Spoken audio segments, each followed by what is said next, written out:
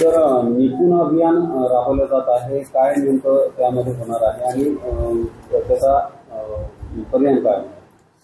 निपुण महाराष्ट्र कृती कार्यक्रम जो आहे तो राज्य शासनाने एक महत्त्वाकांक्षी कार्यक्रम राबवलेला आहे की ज्या अभियानाच्या माध्यमातून विद्यार्थ्यांमध्ये पायाभूत साक्षरता आणि संख्यानान कौशल्य विकसित करण्यासाठी हा कार्यक्रम राबवला आहे। या संदर्भात शासनाने 5 मार्च 2025 ला एक शासन निर्णय निर्गमित केलेला आहे।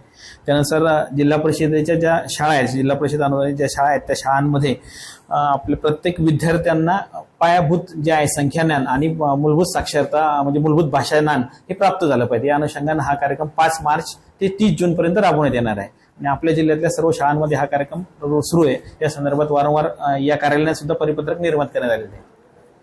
जे शिक्षक आहेत, शिक्षकांना पालकांचे काही व्हॉट्सअप नंबर जमा करण्यात सांगितण्यात आलेले आहेत, परंतु शिक्षक देखील त्यांच्यावर मोठा भार असून हा पुन्हा एक नवीन भार त्यांच्यावर येतो, तर नाराजी व्यक्त होत आहे। नाही, तसा विषय नाही। हा कार्यक्रम कम्प्लिटली विद्यार्थ्याच्या गुणवत्तेच्या संदर्भात आहे।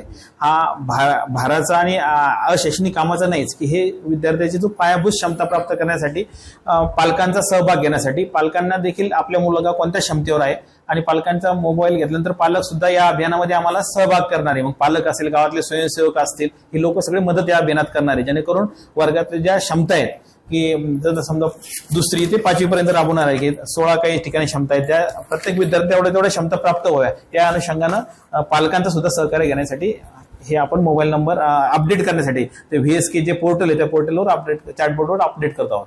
काही ग्रामीण भागामध्ये जे पालक आहेत त्यांच्याकडे समजा मोबाईल नसले तर त्यांचं कसं नियोजन केलं जाणार आहे? हा, मोबाईल जरी नसलं तर त्यांचा अप्रत्यक्ष म्हणजे प्रत्यक्ष संपर्क करून त्यांच्याशी संपर्क साधून त्या विद्यार्थ्याची प्रगती जाणून घेऊन त्या विद्यार्थ्यांना निपुण ज्या क्षमता आहेत त्या क्षमता प्राप्त करून देण्यासाठी काम शिक्षक मंडळींना आपण सूचना देण्यात आलेल्या आहेत। सोशल मीडियाचा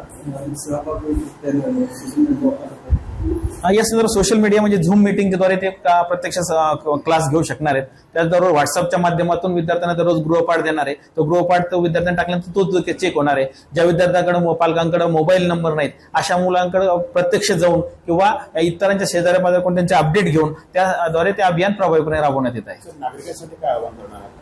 मी नागरिकांना, बुलढाणा जिल्ह्यातल्या सर्व नागरिकांना विनंती करणार आहे की हे अभियान यशस्वी केल्यानंतर आपल्या विद्यार्थ्यांची म्हणजे बुलढाणा जिल्ह्यातल्या विद्यार्थ्यांच्या 100% पायाभूत क्षमता प्राप्त करून घेणार आहे, जेणेकरून भविष्यातले जो CBSE अभ्यासक्रम असेल किंवा भविष्यातल्या ज्या क्षमता असेल विद्यार्थ्यांना तर निश्चितपणे सोपं जाणार आहे आणि जेणेकरून मुलांना छान प्रकारे वाचता येणार आहे, छान प्रकारे गणिती क्रिया या माध्यमातून म्हणजे विकसित होणार आहे। आणि म्हणून मी पालकांना विनंती करतो की आपण या अभियानाकडे सकारात्मक दृष्टीने पाहून आम्हाला सहकार्य करावं, जेणेकरून आपल्या पाल्याकडे लक्ष द्यावं की आपलं पाल्य दररोज या सुट्ट्याच्या कालावधी असून सुद्धा या कालावधीमध्ये विद्यार्थ्याकडून त्यांनी अभ्यास करून घ्यावा, ज्या ज्या क्षमता आहेत त्या कमी आहेत त्या शिक्षकांशी संपर्क साधून त्या पूर्ण करून घ्याव्यात।